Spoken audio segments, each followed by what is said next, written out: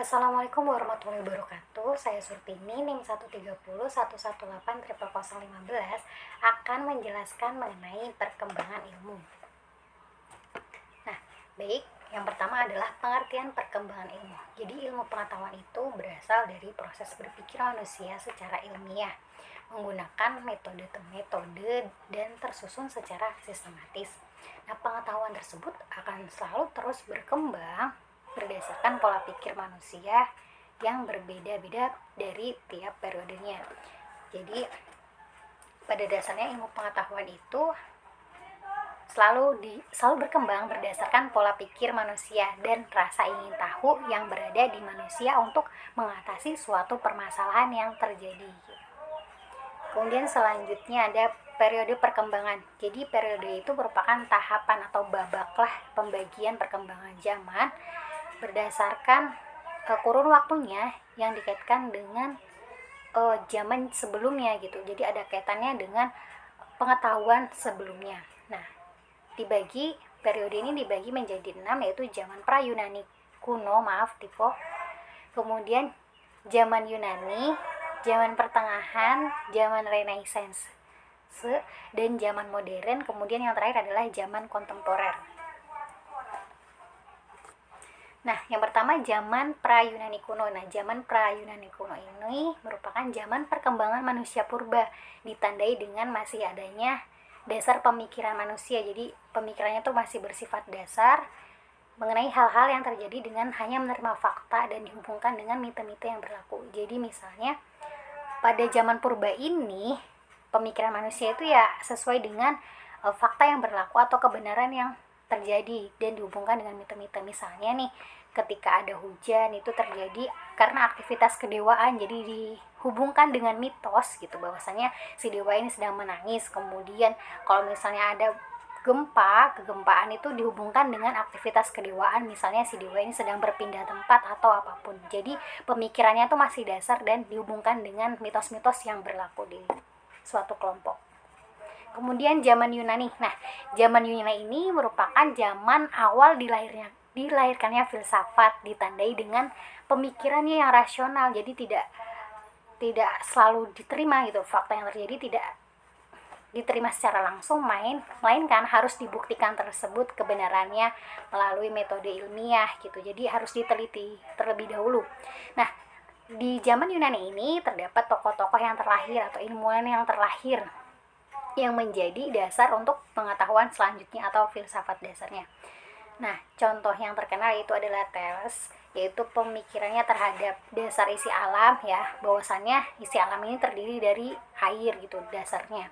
Kemudian Pitagoras, penemu teori Pitagoras di mana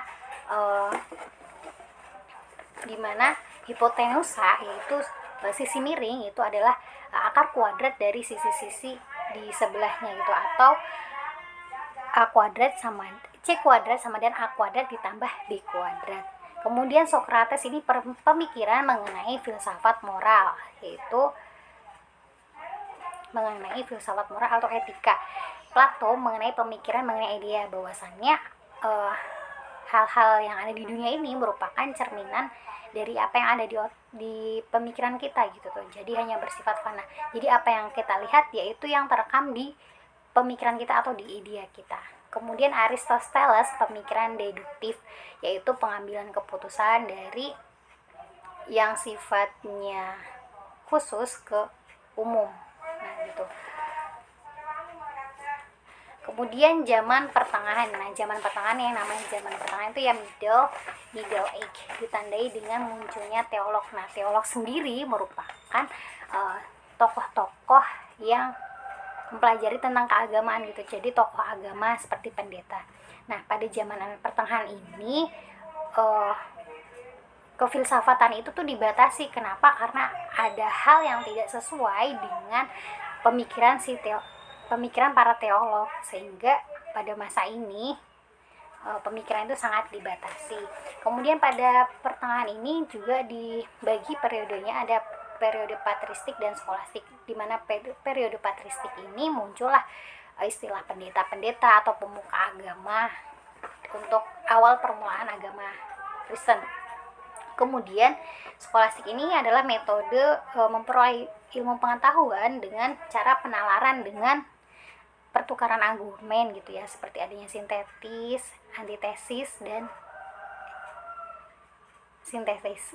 Jadi pertamanya ada suatu pernyataan, kemudian dipertentangkan, kemudian ditarik sebuah kesimpulan seperti itu. Nah, pada zaman pertengahan ini ternyata berbeda dengan periode barat. Periode Islam ini lahir dan mencapai masa kejayaannya dengan ditandainya munculnya ilmuwan Islam seperti Al-Kindi, Al-Khawarizmi ya. Kemudian masih banyak lagi penemuannya di bidang ilmu kedokteran dan kimia. Kemudian zaman Renaissance itu kan reinkarnasi atau reinkarnasi gitu istilahnya.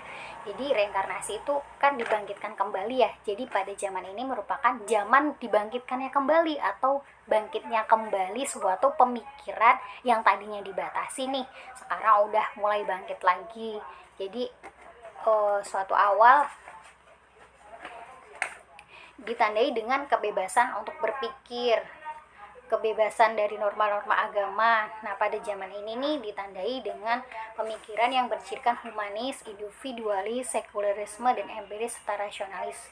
Humanis ini adalah pemikirannya tuh ya didapatkan dari dirinya sendiri, dari proses berpikirnya sendiri yang bersifat individual. Kemudian sekuler dipisahkan nih dari pemikiran agama, jadi nggak ada istilahnya pembatasan terhadap agama. Kemudian empiris ya, secara kenyataan gitu ya, sesuai dengan kenyataan atau peristiwa yang benar-benar ada gitu. Kemudian secara rasionalis, ada secara pemikiran yang dapat diterima oleh akal. Kemudian zaman modern. Nah, zaman modern ini ditandai dengan ditemukannya di bidang-bidang ilmiah gitu ya. Udah ada penemuan di bidang ilmiah. Yang tokoh yang terkenal di zaman modern ini adalah René Descartes. Mohon maaf nih, bapak filsafat modern, dan Isaac Newton yang terkenal. Jadi René Descartes ini adalah penemu ilmu pasti atau ilmu matematika mengenai koordinat bidang, yaitu ditemukannya sumbu X dan Y. Kemudian Isaac Newton itu hukum gravitasi ya, dan masih banyak ilmuwan-ilmuwan yang lahir di zaman modern ini. Kemudian zaman kontemporer. Zaman kontemporer dimulai pada abad 20 Masehi yang berlangsung hingga sekarang kita bisa rasakan, ditandai dengan perkembangan ilmu pengetahuan dan teknologi yang secara pesat. Benar ya, ilmu pengetahuan itu berkembang secara pesat tanpa kita sadari, udah ganti abad aja ternyata gitu. Nah, ini zaman kontemporer. Nah, ini munculnya banyak ilmuwan fisikawan, salah satunya itu Albert Einstein nih, yang paling terkenal nih, yang paling pertama, yang kemudian mengembangkan teori relativitas. Kemudian pada zaman kontemporer ini juga ditandai ya, yang namanya udah abad 20, udah adanya revolusi industri. Nah, ditemukannya mesin uap, kemudian ditemukannya telepon, kemudian ada jaringan internet, ada pesawat, ada televisi, dan segala macam yang berkembang secara pesat gitu. Nah, ini merupakan tanda dari zaman kontemporer. Kemudian di bidang pertanian adanya rekayasa genetika, perkawinan silang, gimana caranya supaya suatu produk atau suatu pertanian itu bisa lebih baik gitu. Kemudian ada ditemukannya struktur DNA, kemudian ada komputer dan robotika. Bahwasannya sekarang tenaga manusia sudah digantikan dengan tenaga robot. Nah, pada hakikatnya ilmu pengetahuan itu akan selalu berkembang ya, sesuai dengan pola pikir manusia yang secara rasionalis gitu, berkembang secara pesat dan menyesuaikan dengan kebutuhan manusia gitu tuh. Rasa ingin tahu manusia untuk mengetahui suatu kebenaran terhadap peristiwa atau suatu kejadian. Jadi perkembangan ilmu pengetahuan itu ya harus kita manfaatkan dengan baik agar ilmu dan pengetahuan yang berkembang secara cepat ini dapat kita manfaatkan untuk keberlangsungan hidup manusia. Oke.